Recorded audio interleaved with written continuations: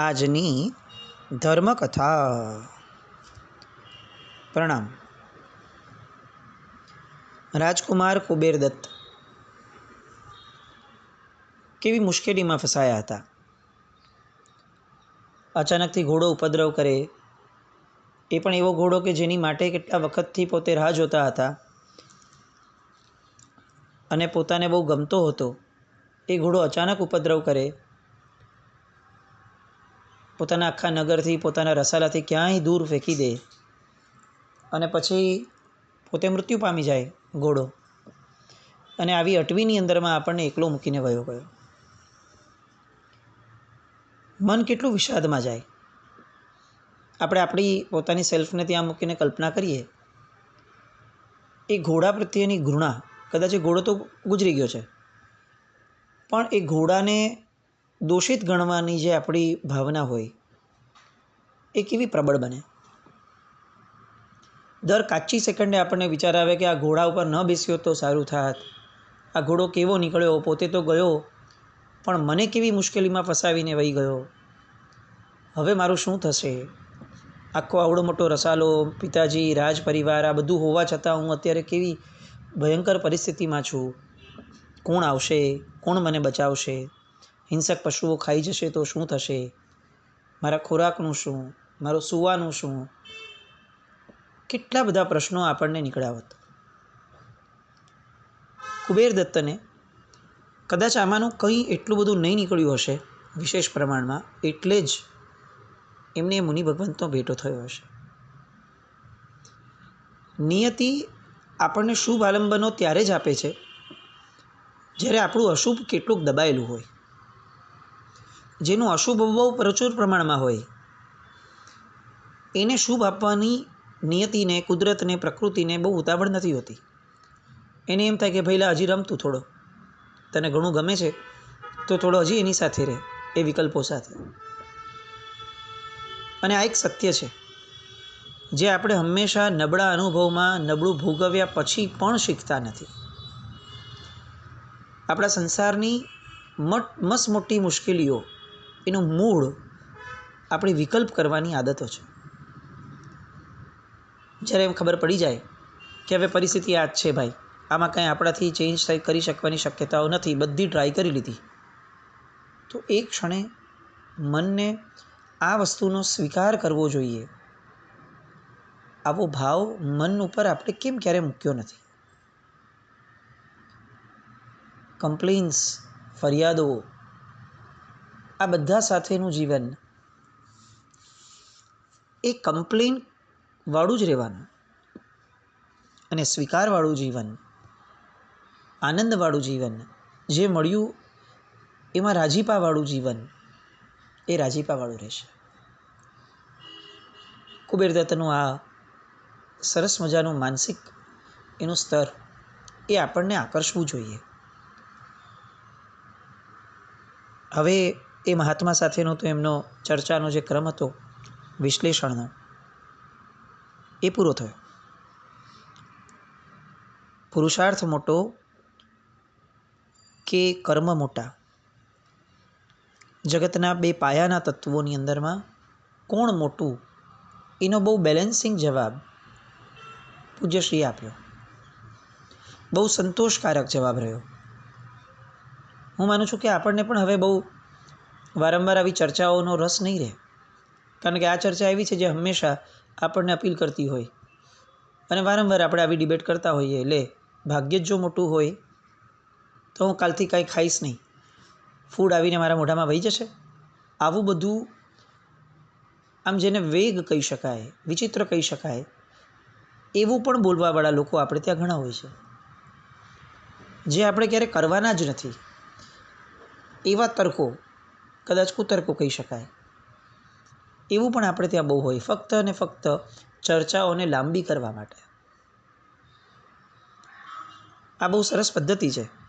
પ્રશ્નોની જિજ્ઞાસાને સંતુષ્ટિ આપવા માટેની બહુ સરસ મજાની પદ્ધતિ છે કે ઉત્તર આપનાર વ્યક્તિ એ જ્યારે તર્કબદ્ધ રીતે, બહુ ન્યાયિક રીતે, બહુ સમતુલા જાળવી અને કોઈક પદાર્થ મૂકે તો એ પદાર્થને બહુ જ ચાતુર્યપૂર્વક વિચારી અને અંતે જો એ આપણને લાગે કે સંતોષે છે તેનો સ્વીકાર કરી લેવો જોઈએ. વગર કારણે દરેક વસ્તુમાં ફક્ત અને ફક્ત આર્ગ્યુમેન્ટ્સ કરવી અથવા તર્કો કરવા એ બહુ જિજ્ઞાસાવાળા વ્યક્તિનું લક્ષણ નથી. બહુ સરસ મજાની વાત અંતે પેલા મહાત્મા કરે છે કે સમુદ્રના મહાપૂરને કોઈ વખત ખાડી શકાય એવું બની શકે, પણ ગત જન્મોના પુરુષાર્થ વડે ઉત્પન્ન કરેલા શુભ અથવા અશુભ કર્મોના પરિણામને ખાળવા એ બહુ મુશ્કેલ છે. મુનિરાજ વિરમ્યા, અનૂઠું તત્વપાન થયું અને હવે એમને મૌનપણે પ્રણમી અને ત્યાંથી કુમાર કુબેરદત્ત નીકળ્યા. જંગલની અટવીની એ જ ભૂમિની અંદરમાં ક્યાંક પોતે રાત્રિવાસો કરી લીધો. પો ફાટ્યો. નિબિડ અંધકાર અને અડાબીડ જંગલ, આ બેની જાણે જુગલબંધી હતી. અને એમાં છેવટે અંધકારને ભગાડી મૂક્યો અને પ્રકાશ રાજા થઈ ચૂક્યો હોય એવી રીતે વહેલી સવારની એ પ્રભાતની એ પો ફાટી. આકાશના અફાટ મેદાનનો અખત્યાર એ સૂર્યએ લઈ લીધો હોય એવું થયું. અને જાણે આ સૂર્ય રાજા બન્યો એના આનંદ અને ઉલ્લાસની અંદરમાં પંખીઓ એક સાથે કલરવ કરવા લાગ્યા હોય. નિસ્તબ્ધ જણાતું એ જંગલ એ વસ્તીથી અચાનક છલોછલ થઈ ગયું હોય એવું વાતાવરણ સર્જાયું. કુમાર વનખંડમાંથી બહાર આવે છે. ચારે દિશામાં જંગલની કેડીઓ બધાનું નિરીક્ષણ કરે છે. ઘણું મનોમંથન કરે છે કે હું ગઈકાલે ક્યાંથી આવ્યો હતો, ત્યાં મારા કયા કયા અનુભવ હતા, મેં શું જોયું હતું. અને એ પછીથી એને ખ્યાલ આવ્યો કે આ એક માર્ગ છે, એની પર અગર હું ચાલીશ તો કંઈક સૂચકો પડશે એમ વિચારી અને એ ત્યાં ચાલવા લાગ્યા. થોડુંક ચાલ્યા અને કૌતુક સર્જાયું. વનની અંદરમાં એક જંગલી હાથી ગાંડોતુર બની ગયો હતો. એ સામેથી પોતાની દિશામાં ધસમસતો આવી રહ્યો હતો. સૂંઢ ઉછાળતો, ચીંગાળ પાડતો, વચ્ચે આવતા જાડી જાખરાના ખો કાઢી નાખતો હોય એવો આડેધડ ભાગી રહ્યો હતો એવો એ હાથી. અને અચાનક એની નજર કુમાર પર પડી અને વિફર્યો. બીજું બધું છોડી અને સીધો કુમારની દિશા તરફ, કુબેરદત્ત કુમારની દિશા તરફ આગળ વધ્યો. આ દ્રશ્ય એવું છે કે ભલભલાના ગાત્ર ગળી જાય. પણ આ તો કુબેરદત્ત છે, પરાક્રમી વ્યક્તિ છે, રાજાનો કુંવર છે, ક્ષાત્રવટ લઈને જન્મેલો માણસ છે. આપણે ત્યાં વર્ણ વ્યવસ્થાનું મૂળ કારણ જ આ હતું કે જેના ડીએનએની અંદરમાં ક્ષત્રિય હોય, ક્ષત્રિયપણું હોય, એ માણસ પરિસ્થિતિની સામે જે રીતે ઝીંક લે એ કંઈક અલગ હોય. અને જેના ડીએનએની અંદરમાં વૈશ્યપણું એટલે કે વાણિયાપણું હોય, શુદ્રપણું હોય કે પછી બ્રાહ્મણપણું હોય, એ પોતાની તરતમતા પ્રમાણે પરિસ્થિતિનો પ્રતિસાદ આપે. આ તો ક્ષત્રિય છે એટલે અડીખમ ઊભા રહ્યા. એ જે ગજરાજ આવતો હતો એને ઓબ્ઝર્વ કરવાનું શરૂ કર્યું. પોતાના દુશ્મનને કે પોતાની પ્રતિકૂળતાને સૌથી પહેલાં ઓબ્ઝર્વ કરવી જોઈએ. એ સ્થિરતા હોવી જોઈએ મનમાં કે આપણે દુઃખમાં કે વિષાદમાં જવાના બદલે સૌથી પહેલાં એને ઓબ્ઝર્વ કરીએ, એના પ્લસ માઇનસ જોઈએ. કુમારે એક્ઝેક્ટ એ કર્યું અને ચોક્કસ સ્થાન ઉપર પોતે ઊભા રહીને સ્થિર થઈ ગયા. એમને ખ્યાલ આવી જતો હતો કે હવે હાથી આમ જ કરશે. અને જેવો હાથી નજીક આવ્યો એટલે તરત જ એ on that very moment Kumar આકાશમાં ઉછળ્યા અને હાથી જેમ આગળ વધી ગયો એવી રીતે હાથીનું પાછળનું પૂંછડું એ એમને પકડી લીધું. આ બહુ કરેજ માંગી લે, હિંમત માંગી લે એવી ઘટનાઓ છે. આપણે પોતાની જાતને તો કદાચ મૂકી પણ ન શકીએ આ પરિસ્થિતિમાં, પણ કુમારે એ કર્યું. હાથીને એવું ખ્યાલ આવ્યો કે આ કોઈક પાછળથી પૂંછડું પકડે છે, કોઈક આંબળે છે વારે ઘડીએ પૂંછડાને, એ જોવા માટે પાછળ ફર્યો. પણ આ એટલા ચીપકી ગયેલા કુમાર કે હાથીની સૂંઢ જે છે એ આમ પણ પૂંછડા સુધી આવવાની નથી. એટલે હાથી ઓર અકળાયો. એને ગોળ ગોળ ફૂદરડી શરૂ કરી. કારણ કે પાછળ રહેલા વ્યક્તિને હવે કાઢવો છે. કાઢવો કેવી રીતે? પોતાના સૂંઢની તો શક્તિ રહી નથી અને બીજા તો કોઈ અંગ છે નહીં કે જેના દ્વારા એ કરી શકે. કુમારે પણ પૂંછડું પકડી રાખ્યું બરોબર અને હાથીને પજવવાનું શરૂ કર્યું. અંતે ફૂદરડી ફરી ફરી અને હાથી થાકી ગયો ત્યાં સુધી કુમારે એ પૂંછડાને છોડ્યું નહીં. એ હાથી પડી ગયો, થાક્યો, અને હાથીનો મદ શાંત થયો. અને પછી જેવો એ શાંત થઈને ઊભો રહ્યો એટલે કુમાર એ પૂંછડું છોડી અને થોડેક દૂર જઈને ઊભો રહી ગયો. શાંત થયેલા હાથીને ફરીથી એ કુમાર માટેનો એ અંદર પ્રત્યેનો આક્રોશ જાગ્યો, છંછેડાયો, ફરીથી દોડ્યો કુમારને પકડવા. કુમારે પણ એને નજીક આવવા દીધો. જેવો એ નજીક આવ્યો, કુમાર ઊંધી દિશામાં કૂદી ગયો. હાથી આગળ વહી ગયો. શોધતો શોધતો પાછો આવ્યો.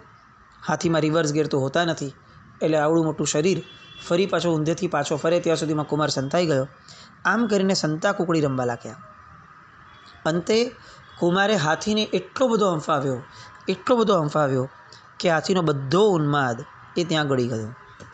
બસ જેવું ક્ષણ એ જોવા મળી કે હવે હાથી સાવ થાકીને નિસ્તેજ થઈ ગયો છે, એટલે કુમારે તરત જ એની પીઠ ઉપર છલાંગ લગાવી અને એની ઉપર ચડી બેઠા. અને બેઠા બેઠા હાથીનું જે કુંભ સ્થળ હોય એની ઉપર થોડી થપાટો મારી, થોડો પંપાળ્યો, અને એમ કરતાં કરતાં હાથીને સંપૂર્ણ એમણે વશ પોતાને સ્થિતિમાં કરી લીધો અને પોતાની ધારેલી દિશામાં એ હાથીને હંકારવા લાગ્યા. ગજબનું પરાક્રમ! કુમાર કુબેર દત્તે હાથી સાથે જે કર્યું એ આપણી સેલ્ફને એ સ્થિતિમાં મૂકવાની કલ્પના તો આપણે નહીં જ કરી શકીએ, અને આપણે કરવી પણ નથી, કારણ કે લગભગ આપણા જીવનમાં આવી પરિસ્થિતિ આવવાની જ નથી. પણ એમણે હાથી સાથે જે કર્યું એ આપણી પ્રતિકૂળતા સામે જો આપણે કરી લઈએ, જો આપણી પ્રતિકૂળતાઓને હંફાવવા માટે આપણે સક્ષમ બની જઈએ, આપણને થકવનારી પ્રતિકૂળતાને આપણે સ્વયં થકવી દઈએ, ત્યાં સુધીની ધીરતા, પરાક્રમ, તેજ એ બધું જો આપણામાં ટકાવી દઈએ, તો અંતે જેમ કુમાર એ હાથી પર ચડીને બેઠા અને હાથીને હવે પોતાની ધાર્યા મુજબની દિશામાં લઈ જાય છે, એવી રીતે આપણે પણ આપણા જીવનના કમાન્ડિંગ પોઝિશનમાં આપણે આવી શકશું. આપણે પણ એ જીવનને, એ પ્રતિકૂળતાઓને આપણી ધારેલી દિશામાં લઈ જઈ શકશું. જરૂર છે કેટલીક સ્વસ્થતાની, કેટલીક ધીરજની, કેટલાક પરાક્રમની, કેટલીક સૂઝબૂઝની, જે આપણે કુમાર કુબેર દત્તના આલંબને કેળવવાની બહુ જ આવશ્યકતા છે. હાથી હવે સૌમ્ય બન્યો એટલે કુમાર જેમ જેમ દોરે ત્યાં એ દોરાતો ગયો. લગભગ 1.5 દિવસ સુધી એ હાથીની હારે આગળ આગળ વધતા ગયા, જે પોતે દિશા ધારી હતી કે આ જ દિશામાં કંઈક થવું જોઈએ. અને 1.5 દિવસ પછીથી પોતાનો રસાલો જે હતો, જે એમની શોધમાં નીકળ્યો હતો, એનો ભેટો થઈ ગયો. અને સેવકો તો પોતાના માનીતા કુમારને આવી રીતે ગજરાજ પર સવારી કરતા જોઈ અને હરખપદુડા થઈ ગયા અને બધી વાતો કરવા લાગ્યા. ગેલમાં આવી ગયા. મંગળપુર તો હજી દૂર હતું, બધા થાક્યા હતા. કુમાર અને હાથી બંને શ્રમિત હતા, એટલે ત્યાં પડાવ નાખ્યો. ખોરાક પાણીની જોગવાઈ તો હતી જ. કુમાર હાથીને નજીકના સરોવરમાં લઈ ગયા, જળ સ્નાન કરાવડાવ્યું, હાથીનો થાક ઉતારી લીધો, એને ચારો ચરાવી લીધો, સ્નાન આદિ થઈ ગયું પોતાનું, પણ સેવકો સાથે ભોજન લઈ લીધું, અને પછીથી પોતાના બધા જ અનુભવની વાતો એ પોતાના રસાલાને કરે છે. બપોર નમી એટલે કુમારે ત્યાંથી પ્રયાણ આરંભ્યું. થોડો પંથ કાપ્યો. ત્યાં તો મંગળપુરથી બીજી જે ટુકડી નીકળી હતી શોધવા માટે, એ આવી ગઈ. બધા સાંજ સુધીમાં તો ઘરે પહોંચી ગયા. બીજે દિવસે રાજ્યની અંદરમાં જઈને હસ્તીશાસ્ત્રના જે નિષ્ણાતો હતા એ બધાને ભેગા કર્યા અને આ જે ગજરાજ છે એના જાતિ, લક્ષણો વગેરેનો નિશ્ચય કરાવડાવ્યો. બધાએ અંતે એક જ મતે કીધું કે આ હાથી ઉત્તમ જાતિનો છે, એના લક્ષણો શુકનવંતા છે અને શ્રેષ્ઠ ગજરાજ તરીકે સ્થાપી શકાય એવા લક્ષણો યુક્ત એવો આ હાથી જેના આંગણે હશે એને હંમેશા બધે વિજય, સમૃદ્ધિ અને સત્કાર મળશે જ. એ ક્યારે પણ હારશે નહીં જ.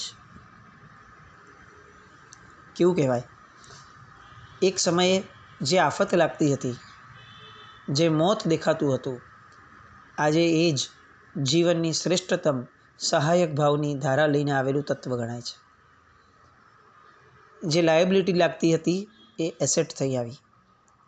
પણ આ બધું તો જ શક્ય બન્યું કે જ્યારે એ આવી હતી મુશ્કેલી, એ સમયે સ્વસ્થ ચિત્તે કુમારે એનો સામનો, એનો પ્રતિકાર એ રીતે કર્યો કે જેમાં હાથીને કંઈ પણ પ્રકારે નુકસાન કરવાની વાત ન હતી, ફક્ત હાથીને થકવવાની વાત હતી. લાઈફમાં આ અપ્રોચ પણ લાવવા જેવો છે. દરેક વખતે મુશ્કેલીઓનો સામનો કરવો એ શૂરવીરતા નથી હોતી. કેટલીક વાર એને ચલાવી લેવું એ પણ શૂરવીરતા છે, અને કેટલીક વાર એને થકાવવા દેવું એ પણ શૂરવીરતા છે. કારણ કે શૂરવીરતા એ ચતુરાઈની આંખે જ શોભે, એ આંધળી હોય એ ન શોભે. આ ગજરત્નની સંપ્રાપ્તિનો આનંદ ઉત્સવ થયો. એટલામાં વિશ્વપુર નગરથી રાજદૂતોનું આગમન થયું, અને પિતા વિશ્વકાંત એ બહુ જ સત્વરે એમને બોલાવી રહ્યા છે એવા સમાચાર પ્રાપ્ત થયા. પિતાજીનો આદેશ મળ્યો, તત્કાળ પ્રયાણ કર્યું, અને આખા રસ્તે મગજની અંદરમાં સવાલ ઘૂંટાતો રહ્યો કે પિતાજીએ અચાનક કેમ તેડાવ્યો હશે. ચલો હું ઝટ પહોંચું અને ઝટ પિતાજીને મળું. એ ધૂનની અંદરમાં મજલ કાપતા ગણતરીના દિવસોમાં એ પિતાજીના સાનિધ્યમાં પહોંચ્યા. પિતાજીના ચરણોમાં હજી એ વંદન કરે એટલામાં જ પિતા એ પરમ હર્ષભેર એને ભેટી પડ્યા, અને ભેટીને કહ્યું કે વત્સ, મારે તારા ઉપકારનો બદલો વાળવો છે.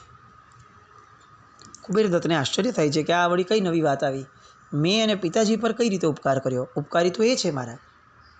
અને ત્યારે પિતાજી એ પોતાની વાત કરે છે કે તે જે ક્ષણે જિનાલયોની અંદરમાં લઈ જઈ અને મને જે રસ લગાડ્યો હતો ભક્તિનો, એ પછીથી તે પેલા ગુરુ ભગવંત પાસેથી અમને જે પ્રવચનનો આસ્વાદ કરાવડાવ્યો અને શ્રાવકોના વ્રત લેવડાવ્યા હતા, એ પછીથી મારા જીવનની અંદરમાં મારું ચિત્ત સતત એના પ્રત્યે આકર્ષાઈ રાખતું હતું.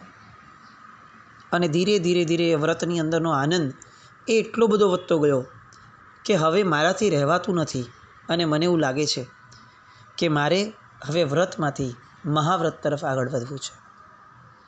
મારે સંયમ ધર્મ ગ્રહણ કરવો છે. તને એટલે જ સત્વરે બોલાવ્યો કે હવે એક ક્ષણ પણ આ સંસારમાં રહેવાની મારી ઈચ્છા નથી. તું રાજ્ય ધુરા સંભાળી લે, મને આટલી સહાય કર તો હું સંયમ ગ્રહણ કરી લઉં. બોલ, તું મને સહાયક થઈશ ને દીકરા? કુબેરદત્તની આંખો ભીની થઈ ગઈ. એણે કહ્યું કે પિતાજી, મારી એકમાત્ર મહેચ્છા હતી કે હું નિત્ય આપના ચરણોમાં બેસી રહું અને આપની આજ્ઞાનું પાલન કરું. આપ આવી રીતે ચાલ્યા જશો તો એ ઈચ્છા કેવી રીતે પૂરી થશે?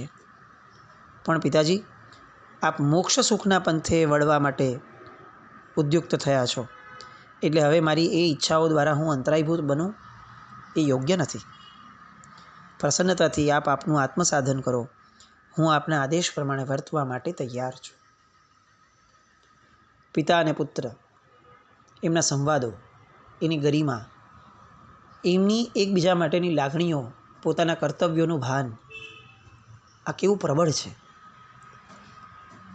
આપણે ત્યાં પુત્ર વિનયી હોવો જોઈએ, એની ઘણી બધી વાતો કરવાની બહુ જ જરૂર છે. અને સાથે સાથે પિતા પણ કર્તવ્યપરાયણ હોવા જોઈએ, એની વાતો પણ કરવાની જરૂર છે.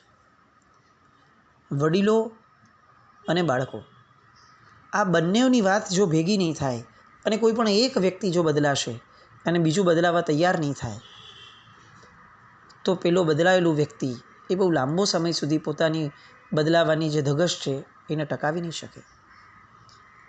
અહીંયા પિતાની કર્તવ્યપરાયણતા કેવી છે? પોતાની ઉંમર થાય છે, પોતાના પુત્રને બધું જ સોંપીને વહી જવાનું છે, પણ એ કેટલી સરસ રીતે એ વાતને પુટઅપ કરે છે, મૂકે છે. અને સામે એનું બાળક પણ કેવો સરસ મજાના સંસ્કારથી દીપેલો હશે કે એ પોતાની દરેક વાતોનું શ્રેય પિતાજીને આપી અને પિતાજીની ઈચ્છાને પોતાના માથા પર ચડેલી આજ્ઞા તરીકે સ્વીકારી અને પિતાજીના માર્ગને મોકળો પણ કરી આપે છે. આ વાનપ્રસ્થાશ્રમ નામનો જે આશ્રમ આપણી સંસ્કૃતિમાં હતો, એક ઉંમર થાય એટલે નિવૃત્તિ લઈ લેવી. કોઈ આપણને નિવૃત્ત કરે અથવા આપણી ઉંમર, આપણી વિચારધારા એ હવે નવી વિચારધારા સાથેનો તાલમેલ હવે ન જોડી શકે અને પછીથી સંઘર્ષો ઊભા થાય એ પહેલાં આપણે જ બહુ જ પ્રેમથી આપણા ગૌરવપૂર્વક ખસી જવું, આ એક સરસ મજાની સંસ્કૃતિ હતી. અલબત્ત કોઈ એવી વાત નથી કે આવું જ થવું જોઈએ, પણ જો પરિસ્થિતિ એવો વળાંક લેતી હોય તો વડીલો માટેનો બહુ સુયોગ્ય ભાવ એ આપણી સંસ્કૃતિએ આપણને આપ્યો એ આ છે. આ રીતે પિતાજી વિશ્વભૂતિ એ હવે આ પોતાની જે ઈચ્છા છે એ પ્રમાણે દીક્ષાની ભાવનાની અંદરમાં રમે છે. બાજુમાં ગામની અંદરમાં જ એક મહાત્મા હતા નગરની અંદરમાં. એ ખ્યાલ આવ્યો એટલે તરત જ એ વિમલેશ્વરી મહારાજ સાહેબને 5 યોજન દૂર હતા એમને વિનંતી કરી. જ્યોતિષીઓ દ્વારા મુહૂર્ત રાજ્યાભિષેકનું આવ્યું અને એ શ્રેષ્ઠ મુહૂર્ત જોઈ રાજ્યાભિષેક પણ થઈ ગયો અને આખા નગરના અનિર્વચનીય ઉલ્લાસ વચ્ચે કુમારનો રાજ્યાભિષેક થયો. જિનાલયમાં પૂજાઓ રચાણી, બંદીખાનાઓમાં બંદીઓને છોડવામાં આવ્યા, અમારીનું પ્રવર્તન થયું, સર્વત્ર આનંદ અને ઉમંગનો માહોલ રચાયો અને ગુરુ ભગવંત નગરમાં પધાર્યા ઉદ્યાનમાં. અને કુબેર દત્તે પિતાજીની ભાવનાને અનુરૂપ એવા ભવ્ય દીક્ષા યાત્રાનું આયોજન કર્યું. હિલોડા લેતા ઉલ્લાસની વચ્ચે શિબિકા પર આરૂઢ થતા રાજા વિશ્વકાંત દીક્ષા યાત્રા સહિત ઉપવનમાં આવ્યા. વિમલેશ્વરી મહારાજ સાહેબના વરદ હસ્તે વિધિપૂર્વક એમણે સંયમ અંગીકાર કર્યો અને એમની સાથે મંત્રી સુબુદ્ધિ સહિત 250 આત્માઓ સંસાર ત્યાગી સંયમ માર્ગને ગ્રહણ કરે છે. દરેક વ્યક્તિઓ સજળ નેત્રે પોતાના રાજાને વંદના કરી રહ્યા છે અને આગળ શું થાય છે એની માટે ફરીથી આવતીકાલે મળીએ. જીન આજ્ઞાવૃત કંઈ પણ બોલાવ્યો તો મિચ્છામિ દુક્કડમ. જૈનમ જયતિ શાસન.